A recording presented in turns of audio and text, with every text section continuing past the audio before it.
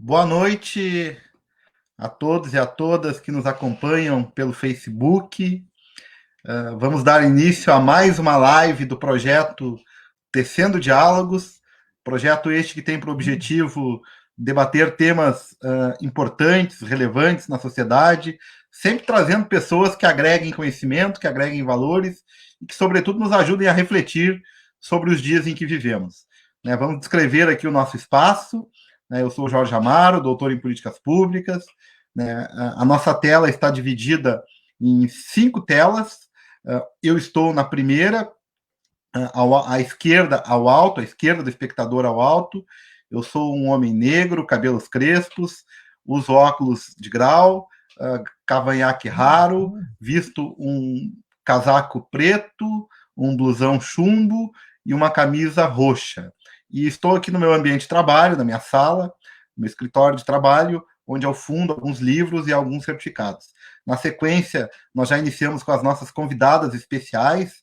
Vamos estar debatendo uma questão extremamente relevante por conta deste mês de agosto. É um mês duplamente importante, porque, de um lado, é o mês da advocacia, comemorada no dia 11 de agosto, e também é o mês da pessoa com deficiência, pois de 21 a 28 de agosto nós temos a Semana Estadual dos Direitos da Pessoa com Deficiência, e semana esta que também é comemorada nos municípios e em todo o país. E por conta disso, então, nós vamos. E aí, na sequência aqui das nossas telas, nós temos a Lisa Sense, nossa convidada de Porto Alegre, minha grande amiga, formada em 2012 pela Fargs Estácio. Depois nós temos a Daiane Lemos, talvez daqui desse grupo de advogadas é a mais jovem, a Daiane Martins de Lemos, formada em 2019 pela Facus de Osório, e a minha querida amiga Maria Aparecida Chaves Velho, formada em 1991 pela Ritter dos Reis, a Tida. E, obviamente, como a gente sempre tem aqui a presença da nossa intérprete de Libras, a Luciana Corte Real, para garantir aí a acessibilidade comunicacional. Mas, o desafio que nós temos hoje aqui de conversar com essas mulheres, mulheres que são protagonistas de sua história, mulheres que têm e que escolheram o direito, que escolheram as ciências jurídicas, como profissão, e que estão em diferentes fases das suas vidas, que escolheram diferentes caminhos, mas o que nós queremos destacar aqui hoje é que elas foram as protagonistas da sua história. Elas construíram as suas histórias. E neste mês de agosto, que nós comemoramos, então, o mês do advogado e o mês da pessoa com deficiência, é extremamente rico e valioso conversar com estas mulheres. Então, eu já quero começar, então, com a nossa convidada, para a sua saudação inicial, para dar boa noite aos nossos espectadores, Lisa Sense. Quem é a Lisa Sense? Olá, boa noite a todas e todos. Primeiramente, eu quero agradecer o convite do amigo Jorge, é um companheiro de lutas aí das nossas causas. Então, eu sou a Lisa, sou uma mulher branca, de cabelos longos, aloirados, estou maquiada com batom vermelho, e hoje eu estou aqui para contar um pouco da minha história, um pouquinho da luta que é ser uma mulher na área do direito. Muito obrigado, Lisa. Seguindo a ordem aqui, eu vou passar a palavra, então, para a nossa querida Daiane Lemos. Quem é a Daiane Lemos? Conta um pouquinho para nós, Daiane. Boa noite a todas e a todos. Primeiramente, eu gostaria de agradecer o convite do Jorge. E eu sou branca, pele clara, cabelos compridos, escuros, castanhos escuros, olhos escuros, e estou vestindo uma jaqueta preta. E eu vim também para contar um pouco da minha história e da minha trajetória até o momento. Muito obrigado, Daiane. E agora eu passo a palavra, então, para nossa querida Maria Aparecida Chaves Velho, para os íntimos, e aqui em Mostardas, a popular Tida. Boa noite. Obrigada pelo convite, Jorge. Eu sou pessoa com nanismo. Eu sou branca, tenho cabelo curto. Estou vestindo um moletom não, um blusão rosa. E é isso. Muito obrigado, Tida. Opa. E lutando dia a dia para as coisas melhorarem. Muito obrigado, Tida. Deu um probleminha aqui, mas já voltamos ao ar direitinho. Muito obrigado, Tida. Obrigado aqui pela tua explanação inicial. Bom, o tema hoje, né, a gente falar do protagonismo e obviamente, vocês três cursaram Direito e a gente vai falar um pouco sobre isso, mas a gente sabe os desafios que as pessoas com deficiência passaram ao longo da história, passam ainda, né, sobretudo pela concepção de um modelo capacitista, de um modelo que ainda não consegue reconhecer os direitos, não consegue ainda reconhecer as potencialidades desses sujeitos. Né? Então, talvez o mais importante, e talvez isso vai nos guiar um pouco no nosso bate-papo, esteja a questão vinculada à trajetória educacional. E para começar falando, então, desse aspecto, eu queria começar ouvindo a Daiane, e a Daiane tem uma história muito bonita no ponto de vista educacional. Eu acompanhei um pouco por conta da professora Maria Aparecida, lá de Palmares do Sul. Mas eu queria, Daiane, então, que tu contasse um pouco da tua trajetória educacional como mulher cega, principalmente na educação básica, no início, porque sempre começa na educação básica. Como é que foi esse início de estudos para ti e, sobretudo, como é que se deu essa relação, a tua relação com a escola e com a família? Bom, primeiramente, no início, assim, quando eu comecei na educação básica, eu tinha deficiência, mas eu não era cega ainda, porque a cegueira veio aos 18 anos. Então, eu tinha visão só de um olho, do olho direito, tinha miopia, sérios comprometimentos, então a minha visão era baixa, mas eu ainda tinha visão, o que me possibilitou acompanhar praticamente todo o ensino regular. Então, a trajetória escolar do ali, ensino fundamental e ensino médio, eu cursei praticamente toda ela no ensino regular. Quando eu estava no ensino médio, no último ano, do terceiro ano, que começou a se agravar o meu problema de visão, e então eu comecei a necessitar de provas ampliadas e de um auxílio maior, e a escola sempre foi muito acessível nesse aspecto. Eu estudei em duas escolas da Solidão, de primeira a sexta, a quinta série eu estudei na Maria Rita, e de sexta série a oitava na Nossa Senhora Aparecida, na Solidão, e depois o ensino médio eu cursei no Mário Quintana, que é no mesmo prédio da escola Nossa Senhora Aparecida. Então, quando eu passei a estudar na Nossa Senhora Aparecida, na sexta série, que foi o primeiro ano, eu consegui acompanhar o ano regular, como os demais alunos. Eu sentava na primeira classe, próximo ao quadro, copiava as atividades normalmente. No ano seguinte, eu passei para a sétima série, foram feitas umas reformas no prédio da escola e trocaram a posição dos quadros. Então, isso fez com que eu passasse a ter mais limitações na visão, não conseguindo copiar as atividades. Então, eu comecei a necessitar de um xerox. E eu sempre tive esse auxílio. A escola sempre me proporcionou esse auxílio. Quando não podia ter um xerox, que não tinha xerox, que nem sempre tem, então eu pegava um caderno de um colega para trazer para casa, ou então os professores, alguns se disponibilizavam e copiavam a matéria para mim. Eu sempre, na escola, eu não tenho do que reclamar com falta de acessibilidade, assim, no que a escola pôde me assistir, eu sempre fui muito bem assistida nesse quesito. Depois, no ensino médio, que foi o ano que eu precisei mesmo, no terceiro ano, foi quando começou a vir as complicações de visão, eu estava fazendo as provas com auxílio de ledor, o material era todo em xerox e ampliado, as provas eu fazia com ledor, e no final do ano eu saí em dezembro de 2017, que seria o ano que eu já iria me formar, foi o ano que eu fiz a minha primeira cirurgia, da qual acabou resultando a perda da minha visão, e eu acabei ficando por concluir o ensino médio, porque faltaram as últimas provas.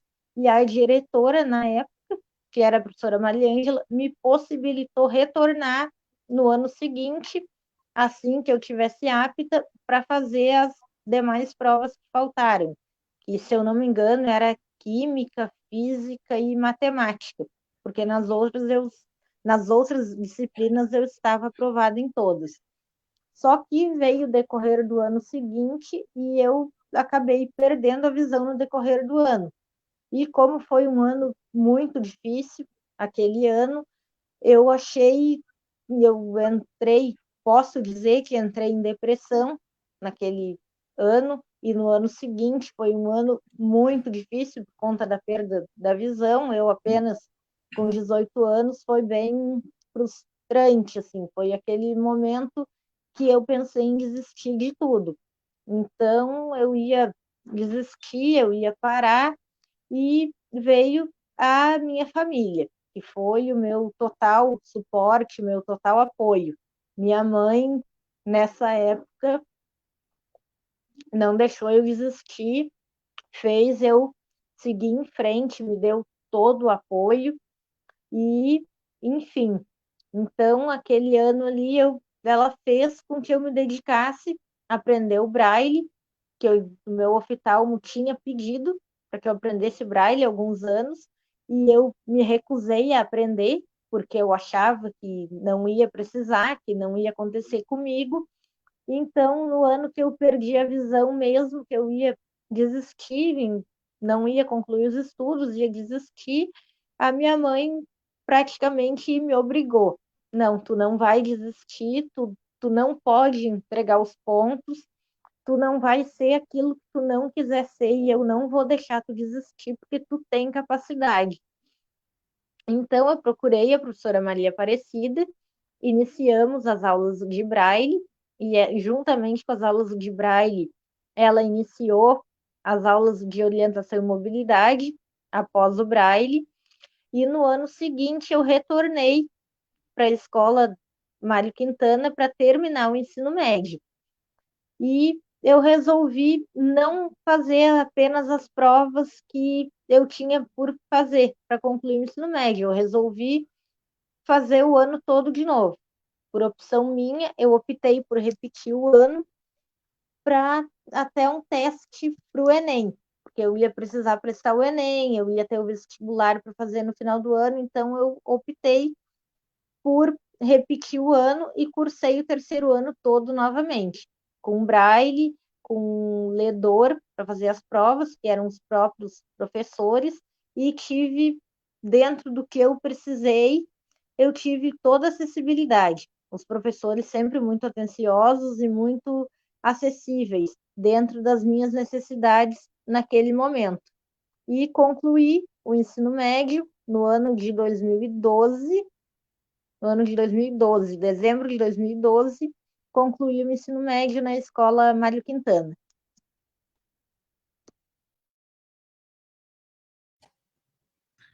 Que história bonita, Daiane, e reforço assim aquilo que a gente acredita e defende, né? Que tu deu aí várias pistas do quanto a inclusão é possível quando se tem empatia, quando se tem apoio, e sobretudo na relação escola e família.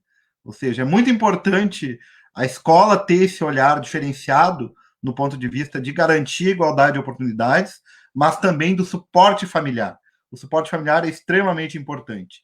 Então, agora eu quero ouvir um pouco da Lisa, sobre como é que foi, Lisa, a tua educação básica, o teu ensino fundamental, antes da gente chegar, propriamente dito, na área do direito. Conta um pouco da tua história para nós. Então, eu acho que eu não falei, né, mas eu sou uma mulher com deficiência, usuária de cadeira de rodas, e o meu ensino na minha vida, ele sempre foi muito difícil de acontecer. Eu tive uma doença genética rara, uma macrociólise neurogênica, quando eu tinha os 3 aninhos. Então, isso me dificultou muito a minha ida à escola para ser alfabetizada. E a minha mãe dizia que eu tinha que ficar em casa, quietinha, para não me forçar, para a doença não piorar. Então, foi uma infância bem complicada, né? Porque o meu maior sonho era estudar, era ser alguém, né? E a minha irmã mais velha, que também tinha a doença, né? Tem a doença, ela me alfabetizou. Foi uma parte, assim, da minha vida que foi muito rico, porque ela me fazia ler e reler os poucos livros que a gente tinha, né, em casa. Eu morava no campo nessa idade, eu morei no campo até meus 11 anos, então foi uma infância bem limitada, assim, a gente não tinha acesso muito à escola devido à doença, então a mãe achava que a gente tinha que ficar se cuidando, não se forçando fisicamente para tentar nos salvar de alguma maneira, né, da doença. E aí, então, com 11 anos eu mudei para a cidade, e com 16 anos, então, a cidade que a gente morou nos proporcionou, então, a Secretaria da Educação nos proporcionou fazer os supletivos. Então, a gente fez várias provas de EJA, e aqueles EJAs, né, que eram 2 provas por ano. Então, ali eu pude ter em mãos, assim, o meu diploma, já com 16 anos, meu diploma do ensino fundamental. Então, o estudo sempre foi uma coisa muito importante na minha vida, e eu nunca deixei de lembrar e de sonhar com isso, né? Então, eu lia muito, tudo quanto é livro que era do meu irmão, que o meu irmão ia para aula, eu lia. Então, eu nunca deixei de me informar, lia muito jornal. E a nossa vida não era uma vida assim cheia não tinha mais uma professora particular, mas aí depois dos meus 16 anos, aí a gente conseguiu uma professora do município que viesse na casa da gente para nos dar aula. Então, dava aula para mim, para minha irmã mais velha e para minha irmã mais nova. E a minha mãe também entrou nessa para conseguir o diploma dela também, porque ela não tinha o diploma de ensino fundamental. Então, assim, foi uma época assim, muito rica, uma época muito de luta, né? Porque a gente não tinha acesso à professora todos os dias, né? O conteúdo era limitado, né? Vocês devem imaginar, né? De supletivo, de EJA, tudo é muito pouco, né? O conteúdo é muito raro, né? Muito pouco passado, né?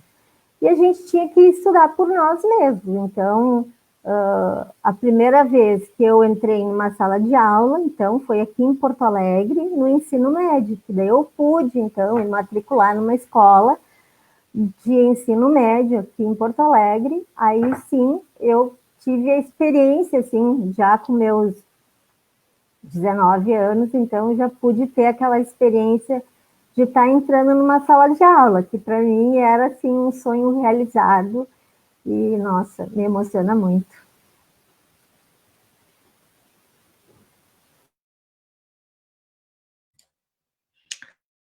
Que lindo, Lisa, que lindo ouvir essa história, ouvir tanta verdade e ouvir tanta luta, né? Tanta dedicação.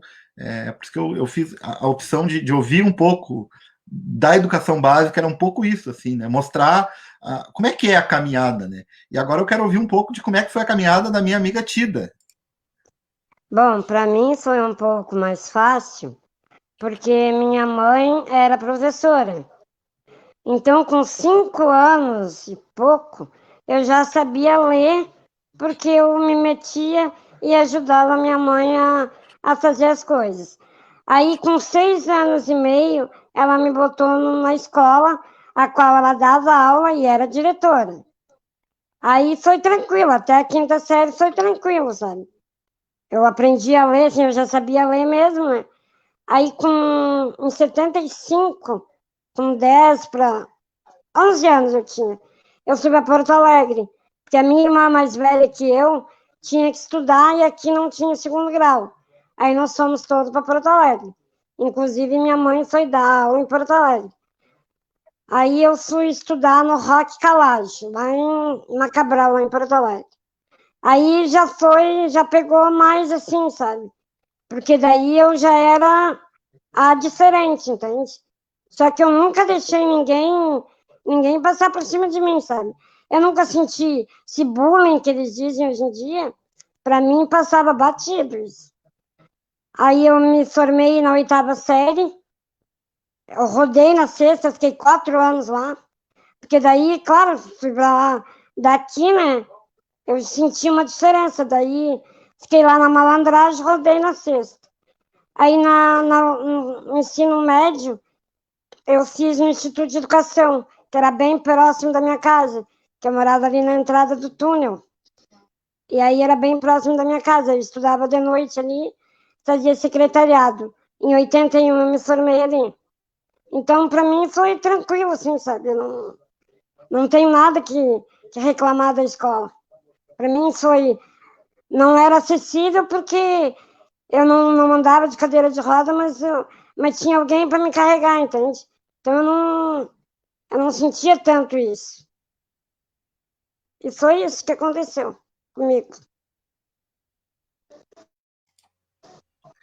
Muito obrigado, Tida. Maria Aparecida Chaves Velho, né, a nossa advogada da Prefeitura Municipal de Mostardas. Muito bonita também a tua história. São histórias assim em diferentes períodos, em diferentes tempos, e que pessoas que, de certa forma, são, se a gente olhar o contexto geral das pessoas com deficiência, acabam sendo pessoas privilegiadas, né? Foram pessoas que conseguiram dar um passo além na busca de conhecimento, na busca de formação, na busca de protagonismo, e as suas histórias nos mostram, né, o quanto a luta acaba mediando cada uma das suas conquistas. A Tida, o apoio da sua mãe, e vocês percebem, né, o quanto a questão maternal, o quanto a questão feminina é importante na educação, né? As mães, e eu remeto muito à minha mãe também, que sempre, eu sempre destaco ela. Minha mãe acabou falecendo muito jovem, com 42 anos de idade, mas que sempre me estimulou a estudar. Mesmo nas condições mais adversas, ela insistia que eu estudasse, que eu fosse para a escola. Então, e aqui as 3 histórias são mediadas, né, pela força das mães, né, por essa questão materna, por essa questão tão sensível que representam nas vidas. Tem muita gente interagindo conosco aqui. Vamos ver aqui quem é que está lá no Facebook. A Miriam Schalker Machado, a Marta Gonçalves, a doutora Ana Terra Pérez, da OAB, delegada da OAB aqui, está lá dando boa noite, participando. A Miriam está dizendo aqui, Lisa, grande mulher e grande batalhadora. A Maria Aparecida da Costa está aqui também, dando boa noite aqui para a Daiane, professora Cida de Palmares, fantástica, né? Sempre buscando conhecimento e buscando a inclusão de pessoas com deficiência. A Angélica Barbosa também está aqui mandando um abraço para a Daiane. O Luiz Portinho, nosso grande amigo da RS Paradesporto, tema importante, Jorge Amaro, advocacia anticapacitista é fundamental para a nossa luta. Quem mais que está aqui? O Fernando Lima, a doutora Giovana, também, Giovana Cecim Borges, também aqui do nosso município, o Almerindo Miro Oliveira, o Miro, lá da FADERS, grande abraço, Miro, doutor Gilmar Carteri, médico aqui em Mostardas, Jussara Miller de Assis, presidente do Conselho Estadual dos Direitos da Pessoa com Deficiência, presidente da APAI, lá de Santo Antônio da Patrulha, está dizendo aqui que são mulheres que fazem a diferença, realmente. Quem mais que está aqui? Vamos ver. A Grace de la Rocha, A Cristina Mazuí também está aqui. Muita gente participando, interagindo aqui e dando os parabéns para todas vocês. Agora, eu quero voltar para a Daiane. Daiane, eu quero ouvir um pouco de ti. Contou um pouco para nós de como é que foi a educação básica, o ensino médio, o ensino fundamental, mas como é que tu chega no direito, como é que se deu essa opção e como é que foi a fazer a faculdade de direito, né? Conta para nós um pouco então sobre isso. Bom, no final do ano de 2012, quando eu concluí o ensino médio, eu era final do ano, nem tinha terminado ainda, nem não tinha concluído ainda o ano, abriram as inscrições do vestibular e eu estudava com uma prima e uma amiga e nós combinamos de fazer as inscrições para o vestibular. Então, nós três fizemos a inscrição e pagamos a inscrição, tudo certinho, e ficamos aguardando a prova. E nessa inscrição que a gente faz lá, eu escolhi as duas opções que eram ofertadas a escolher, e eu escolhi o direito e a psicologia, que eram duas coisas que eu pensava em fazer. Quando eu comecei a pensar na graduação, eram as duas áreas que mais me chamavam a atenção, o direito e a psicologia. Mas, contudo, eu pendia mais para a psicologia que para o direito. Então, fizemos a inscrição e eu fiquei aguardando o dia da prova. Ficamos, eu e as gurias, muito ansiosos pela prova. Então, uma semana antes da prova, eu recebo uma ligação para ir na faculdade. Então, eu fui na faculdade e era o ex-coordenador do curso, que agora, assim que eu me formei, ele saiu da coordenação, e mais uma equipe da instituição me chamaram para me devolver o dinheiro da inscrição, e a instituição não estava preparada para me receber. Então, que eles tinham alunos com várias deficiências, mas que não tinham um aluno cego ainda, então a instituição não estava preparada para me receber. Eu, naquela época, ingênua, não tinha conhecimento que tinha esse direito, peguei o meu dinheiro da inscrição e voltei para casa, arrasada, porque, mais uma vez, lá com os 18 anos, eu vi todos os meus planos indo embora quando eu perdi a visão, e quando eu achei que eu ia ter uma nova oportunidade, que era com a entrada, com o início da graduação, me chamam e me devolvem o dinheiro da inscrição. Então, ali eu vi mais uma vez uma oportunidade perdida, um sonho frustrado. Então, eu vim com o dinheiro da inscrição para casa, passei o final de semana e na segunda-feira eu tinha aula de braille na escola com a professora Maria Aparecida. Então, ela me perguntou como é que tinha sido a prova, como é que eu tinha ido no vestibular, e eu contei para ela a situação, o que tinha acontecido, e ela, como tu mesmo falou, muito engajada na inclusão, e achou um absurdo e perguntou se eu autorizaria ela a recorrer para mim. E eu, como queria muito, sempre quis muito estudar, cursar uma graduação, autorizei ela a recorrer para mim, e ela que deu toda ela que teve toda, eu sempre digo, o mérito foi todo dela. Se não fosse ela ter recorrido para mim, eu não teria iniciado a graduação. Então, ela conseguiu, aí na semana seguinte, fomos na Promotoria de Justiça em Osório, eu fui chamada na promotoria, fomos eu, ela e a minha mãe, então fizemos uma reunião com o promotor pediu que eu voltasse na instituição, mandou uma carta para o coordenador do curso e a coordenadora do NAG, explicando a situação e tudo mais. Voltamos lá, eu entreguei, conversamos com eles e eles na mesma negativa, que não é que eles não quisessem me receber, que eles não estavam preparados e continuaram negando o meu acesso à instituição. Então, saímos dali, voltamos na promotoria, o doutor Balaguês tinha pedido um retorno nosso, E aí voltamos lá, damos o retorno para ele. Ele disse que resolveria a situação. E de lá viemos embora. E passou, aquilo era quase final de semana, no final de semana mesmo, no domingo, aquilo era uma sexta-feira, no domingo mesmo eu recebi uma ligação da coordenadora do NAD, da instituição, para mim comparecer na instituição na segunda para uma reunião com os coordenadores e com o promotor. Então, na segunda, fomos novamente, eu, a minha mãe e a professora Maria Aparecida, para a reunião na faculdade, aonde o promotor de justiça, doutor Balaguês, se fez presente, e nessa reunião ficou acordado que eu ia prestar o vestibular agendado no mês de fevereiro, e a instituição teria o prazo de 1 ano para se adequar com tudo que eu precisasse em matéria de acessibilidade. Piso tátil, impressora braille e todos os materiais que fossem necessários para minha adaptação e inclusão na instituição. Então, eu fiz o vestibular, fui aprovada, iniciei o semestre e eles começaram a se preparar. Eles, nesse ano, eles adquiriram uma impressora braille, conseguiram uma ledora para as provas. Antes de adquirirem a impressora, eles contrataram uma professora capacitada em braille para fazer a transcrição dos meus materiais, porque até então eu estava recebendo os materiais dos professores impresso e quem fazia leitura para mim e me ajudava com as leituras era minha mãe.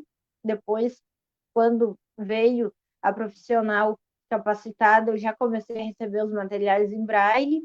Quando veio a impressora, também segui recebendo os materiais em braille. Aí, ao longo do ano, do primeiro semestre, eu vi uma divulgação no Facebook de um curso de informática em Porto Alegre, no Rumo Norte. Eu fui a Porto Alegre, me inscrevi, comecei a fazer o curso e de lá para cá eu comecei a estudar pelo computador. Eu comprei um gravador, gravava as aulas, foi disponibilizado para mim essa opção de gravar as aulas. Eu gravava as aulas com a realização do curso. Eu estudava só pelo computador. O material em braille acabou ficando um pouco de lado, porque como o braille ele é muito extenso, ele dobra de volume do material físico, então eu passei somente a estudar pelo computador e com as minhas gravações das aulas. Então, aí facilitou muito, porque eu combinava os materiais com os professores. Eu pedia que os professores me enviassem por e-mail os materiais e eu estudava ali tudo no computador com o programa de leitor de tela, que é o que eu uso atualmente. E foi sempre assim, eu cursei os meus 6 anos de graduação nesse sistema, gravando as aulas, os materiais por e-mail, a partir do segundo semestre, os professores.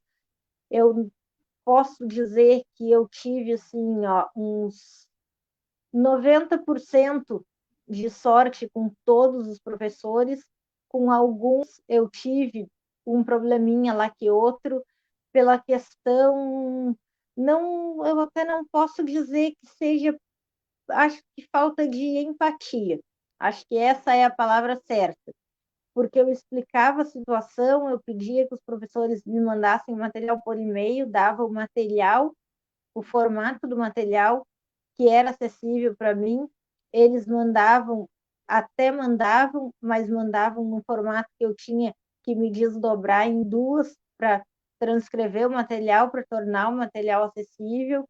Então, com alguns professores eu tive uma certa dificuldade, com outros, na maioria, foram sempre muito acessíveis, e foi assim a minha trajetória não acadêmica. Não tenho muito do que me queixar. Os professores que não eram tão acessíveis, eu dava o meu jeito e acabava conseguindo a realizar os meus estudos e as minhas provas.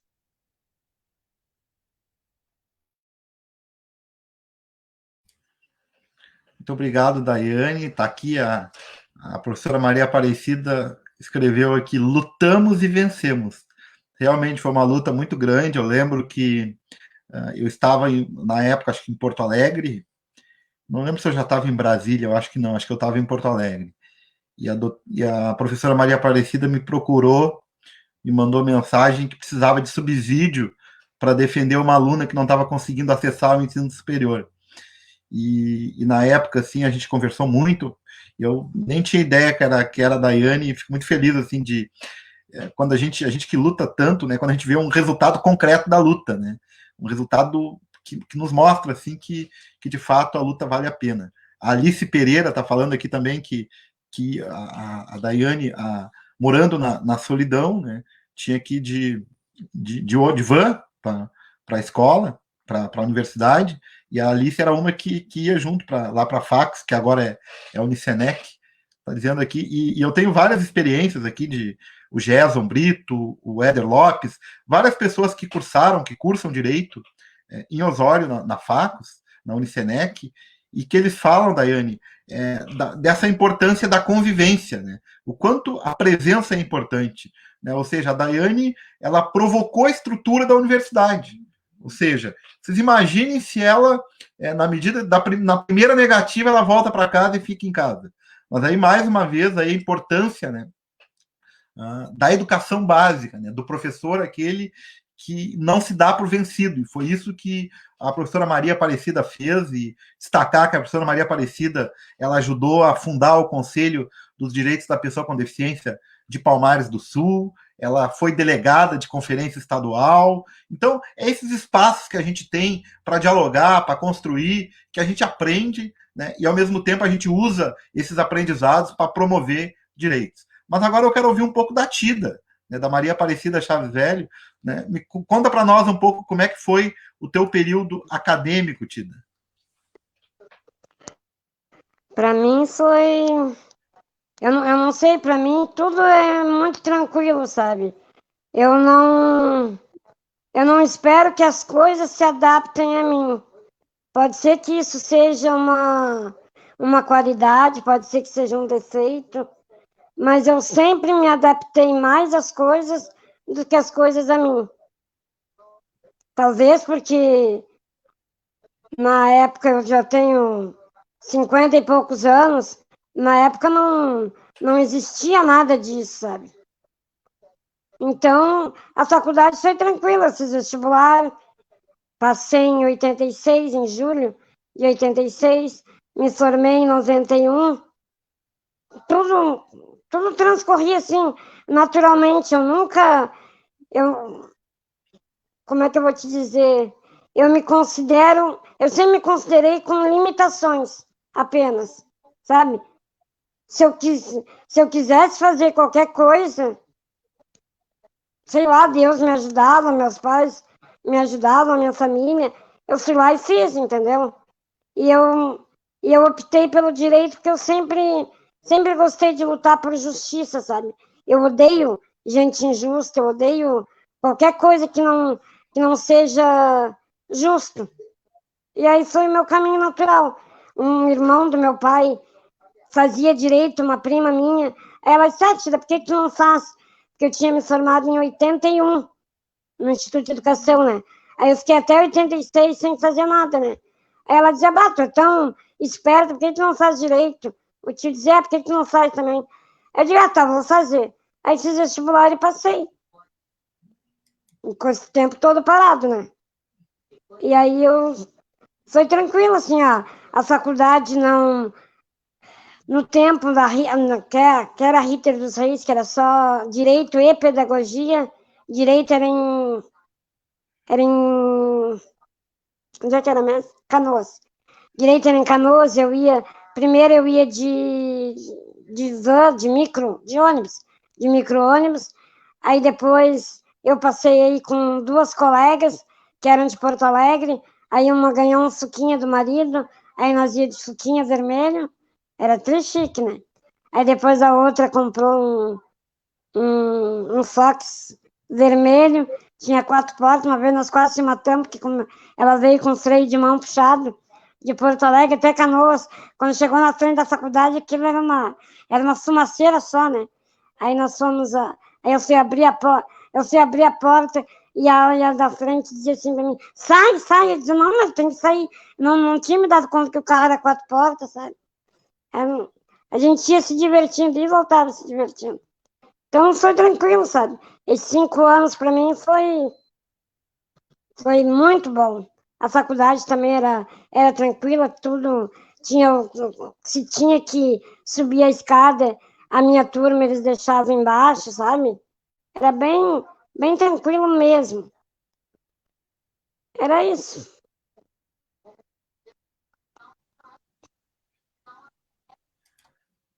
Obrigado, Tida. A Aura está dizendo que a Tida sempre teve esse astral maravilhoso. Realmente, a Tida ela tem como uma característica a resiliência, né? Ela sempre diz que é muito metida, ela é resiliente demais, pra caramba, né? Ou seja, essa capacidade de resistir às adversidades, né? E é isso que cada uma de vocês mostra, né? Um pouco assim, né? Com as suas histórias. Então agora vamos ouvir então um pouco da Lisa, né? Como é que foi essa opção pelo direito, como é que foi a faculdade, essa vida acadêmica. Conta para nós um pouco aí, Lisa. Então, final de ano de ensino médio, né, eu via todos os meus colegas fazendo planos, e eu nunca tinha pensado, né, quando eu era criança eu queria ser médica, e aí metade da minha adolescência era psicologia, e aí chegou um momento da minha vida que eu queria fazer algo que cessasse as injustiças, né? Mais ou menos o que a Tida falou, assim, a minha vida sempre foi recheada de injustiças, assim, e eu ficava muito revoltada, eu ficava muito triste, o porquê era tão difícil para uma mulher com deficiência chegar onde ela queria chegar. E aí eu escolhi o direito, fiz o vestibular em 2 faculdades, 2 universidades aqui em Porto Alegre. Passei na primeira chamada de uma, fui lá, fui visitar, porque eu sempre fiz isso, né? Eu faço um trajeto das minhas idas e vindas para ver a acessibilidade. Cadeirante, usuário de cadeira de rodas, né? E ainda tem que enfrentar sozinha, né? 5 anos de faculdade, então tinha que ser bem planejado. Então, eu fui até essa universidade que eu tinha ficado na primeira chamada, fiquei olhando onde eram as paradas dos ônibus, fiquei fazendo conta quanto eu ia demorar para chegar em casa.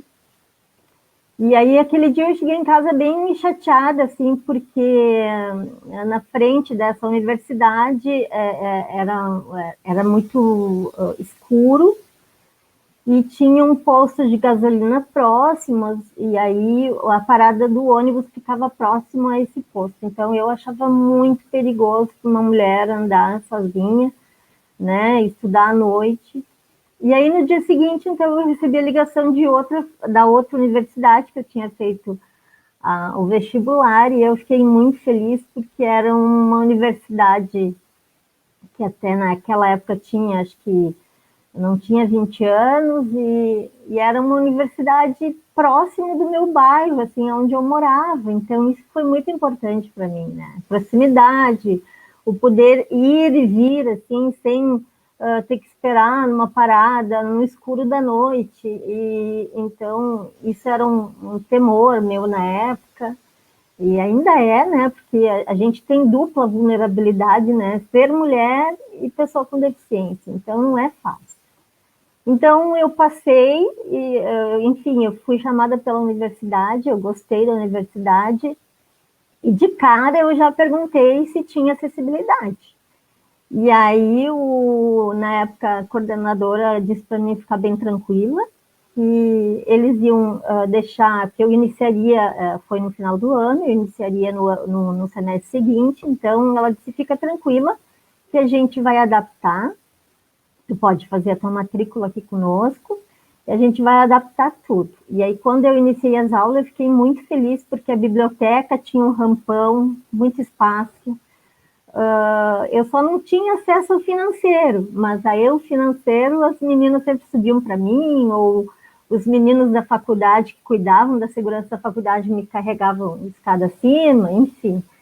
Foi uma luta, assim, eu fui muito bem aceita inicialmente pela minha turma, claro, meus professores eram maravilhosos, né? Alguns eu ainda tenho contato até hoje.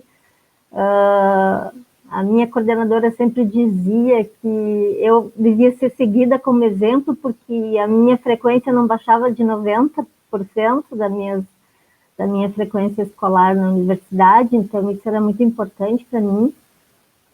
E eu comecei tímida, assim, comecei fazendo as cadeiras, e aí, com o passar do semestre, eu fui diminuindo, né? Teve semestre que eu tive que diminuir devido ao financeiro, devido a vários outros problemas. Na época, o meu filho era pequenininho, e aí, no final, na finaleira da faculdade, eu já levava ele para aula, ele já ficava dentro da sala de aula, então era normal para os professores ver que ele estava ali comigo, ou ele ficava no bar da escola, e graças a Deus, assim, foi um período de lutas, né, um período bem difícil, mas foi um período bom, assim, de aprendizado, de conhecimento, de lembranças boas que eu tenho hoje, até hoje na minha vida, pessoas boas,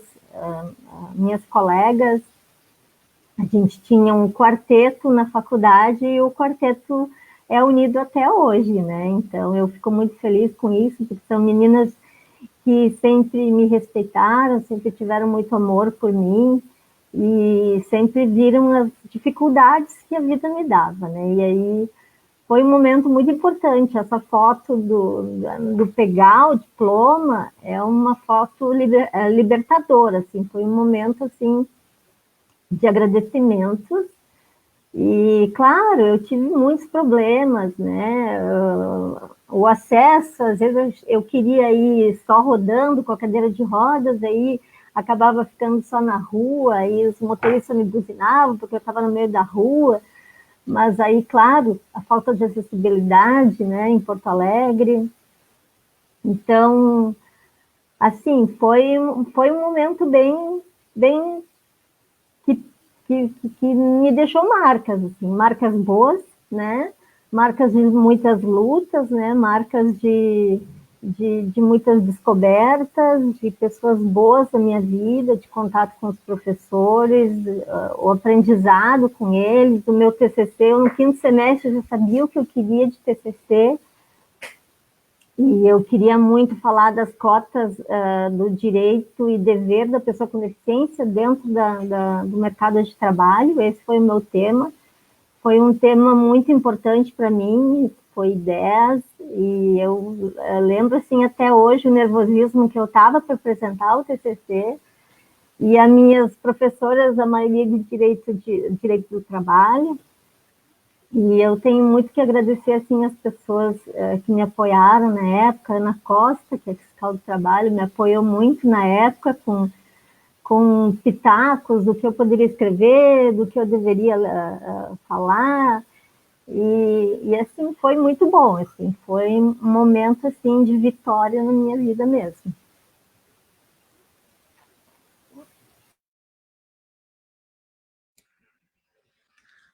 Realmente, todas vocês são vitoriosas por tudo que representam, pela luta, pela história. Está aqui também o Rubinho Linhares nos acompanhando, Rubinho, que é lá de Fortaleza. Tá a Luciana Carvalho, que é auditora fiscal do trabalho, tem formação em direito e trabalha com o tema de inclusão da pessoa com deficiência no mundo do trabalho. Então, falando aqui das reflexões que ela faz com relação a estas questões. A Regina Guimarães está dando parabéns pela luta, né? Enfim, um acompanhamento muito bacana aqui nas redes sociais. Né? E nós já chegamos já no o Emílio Roberto da Silva aqui, está dando parabéns também. O Emílio, que é lá da Casa Lar do Cego Idoso, da CELB, né? Lá o seu Odilon, toda a turma lá que tem se dedicado. Então é importante essas entidades, esses protagonismos, né? No ponto de vista de garantir direitos, de fomentar essa luta aí que a gente defende. E a gente nas 3 histórias aqui, a gente vê exatamente isso, né? Vê o quanto num ambiente de desigualdade, são vários elementos, né, que possibilitam que as pessoas possam, então, de certa forma, avançarem nos seus sonhos, né? Porque todas elas, né, a Tida, a Lisa, a Daiane, tiveram, de certa forma, né, uma autonomia limitada, mas aí a resiliência, a vontade de querer vencer tem que ser maior, né, para tentar superar esse ambiente de desigualdades. Bom, nós estamos já indo para o nosso último bloco, né? Uma hora passa muito rápido, mas eu queria, então, agora, nesse último bloco, queria que vocês deixassem a mensagem final, né, por tudo que viveram na educação básica, né, como advogadas, né, como graduadas em ciências jurídicas, né, qual a mensagem que vocês deixariam? E aí eu vou começar pela Tida agora. Qual a mensagem que vocês deixariam, que tu deixaria, Tida, para as famílias de pessoas com deficiência e pessoas com deficiência, principalmente aqui da nossa região de Mostardas, Tavares, Palmares, São José do Norte, Capivari, que é a nossa região do litoral médio aqui. Qual a mensagem que tu deixaria, Tida? A mensagem é a seguinte: existe vida com deficiência, sim. A gente tem limitações, mas nada impede que a gente seja uma pessoa normal. Eu tenho uma vida normal, eu só não cresci. Para mim, eu só não cresci, isso é tudo. Sabe, no meu trabalho, eu comecei como CC na prefeitura, mas hoje eu sou concursada desde 2013. 2013 eu passei num concurso para advogado, entende? Eu acho que a pessoa tem que batalhar pelo que quer e acreditar na gente. E como tu disse, tem que ter resiliência, né? Tu não pode desistir na primeira, porque se para as pessoas ditas normais tem barreiras, imagina para a gente. É muito mais barreira. A gente tem que matar 10 leões por dia. Mas a gente está aí para lutar, e eu quero dizer para todo mundo que vale a pena a gente estudar, vale a pena a gente se esforçar, vale a pena a gente querer ser alguém.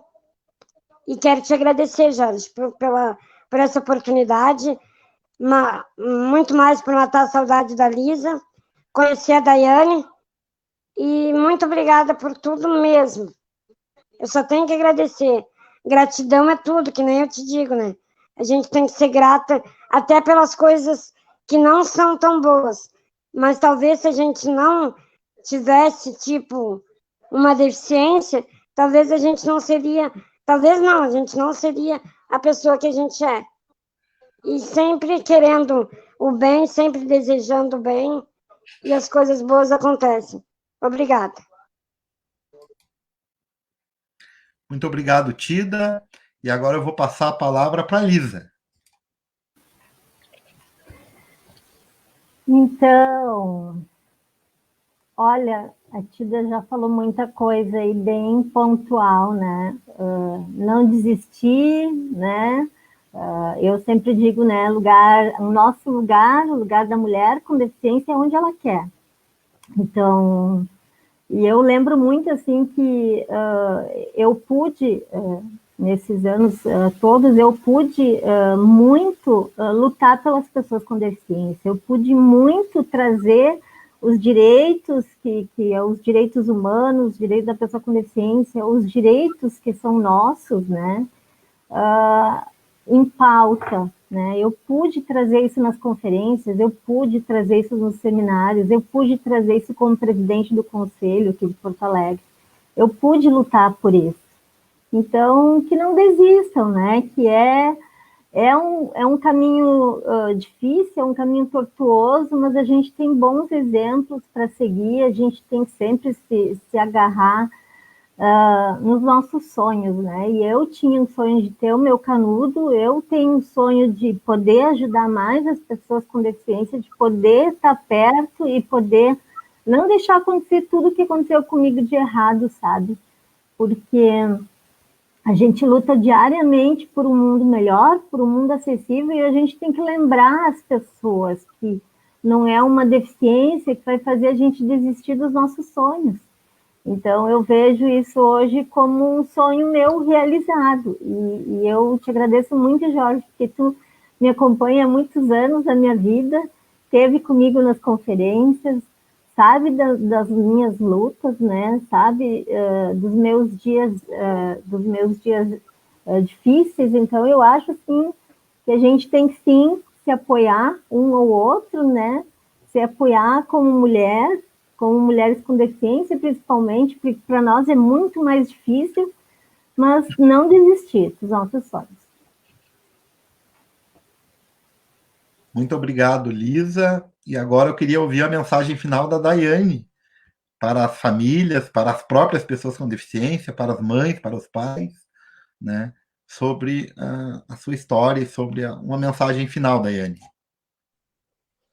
Bom, o que dizer, né? Acho que a Lisa e a Tida já falaram tudo, mas eu gostaria de dizer para as famílias que têm filhos com deficiência, para as mães, pais e para as próprias pessoas com deficiência.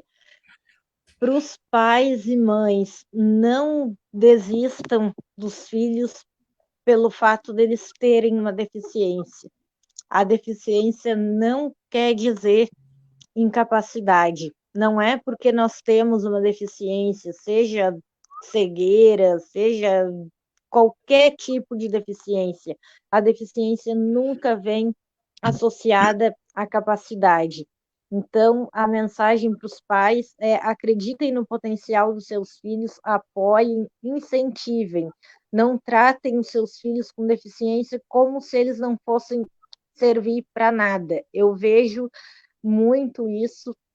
Eu conheço muita gente que tem filhos com síndrome de Down ou com outras deficiências que certamente teriam um potencial incrível a ser explorado, mas os pais desacreditaram e deixaram para, sabe, não fizeram nada pelos filhos. Se contentaram com o auxílio que o governo oferece. Então, isso não se faz. Quem tem um filho com deficiência, não deixe de acreditar no potencial do seu filho, não crie o seu filho como um incapaz. Isso não aconteceu comigo, eu sou grata, como a Tida falou, gratidão é tudo, e eu sou muito grata à minha mãe por nunca ter me criado como uma pessoa que não fosse poder fazer nada. Isso ela nunca fez. Tanto que quando eu perdi a visão, ela me deu um sacode, me dizendo que eu não ia ser aquilo que eu não quisesse ser. E para quem tem uma deficiência, acredite, a gente só não vai ser aquilo que a gente não quiser. Tendo sonhos, tendo força de vontade, apoio da família, a gente vai muito longe. Bom, o que eu vou dizer para fechar essa live, né? Depois de falas tão ricas e tão lindas, né? Bom, primeiro, assim, eu quero dizer que Tida, eu te chamo de carinhosamente Tida por todo o tempo que a gente se conhece. Tu me conhece desde que eu era pequenininho, né? Lisa e Daiane. Para mim, é um privilégio gigantesco poder conviver com vocês, né? Poder conviver com a diversidade humana de forma plena, sobretudo porque quando a gente convive com a diversidade, a gente aprende o tempo todo. Hoje a gente ouviu aqui histórias de luta, histórias de resiliência, histórias de pessoas que mudaram a sua história e mudaram a história de muita gente. A Tida mostra para Mostardas todos os dias que uma mulher com nanismo, com deficiência, formada, pode trabalhar, pode construir a sua própria vida, pode ser protagonista de sua história. A Daiane mostrou para uma faculdade inteira que era direito dela estudar, que não é a favor de ninguém. E se tornou a primeira mulher cega formada em direito pela Factus.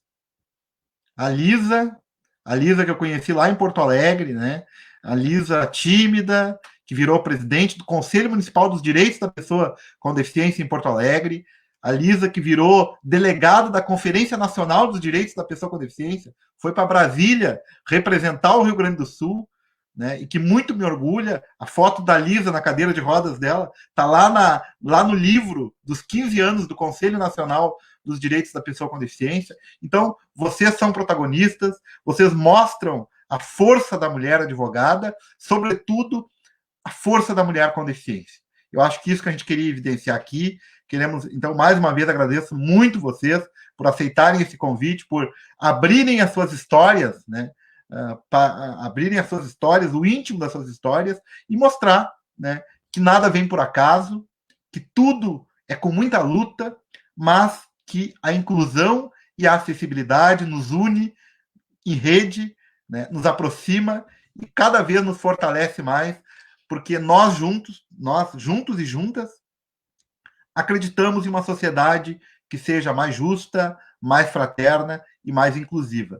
E para que isso aconteça, a gente precisa da participação, a gente precisa do protagonismo. E o que a gente viu hoje aqui, essencialmente, foi o protagonismo de mulheres, de advogadas que acreditam nos seus direitos. Muito obrigado, meninas. Muito obrigado mais uma vez, Luciana, pela parceria, nossa brilhante intérprete de Libras. Muito obrigado a todos e a todas que nos assistiram. Tchau, tchau, gente. Boa noite.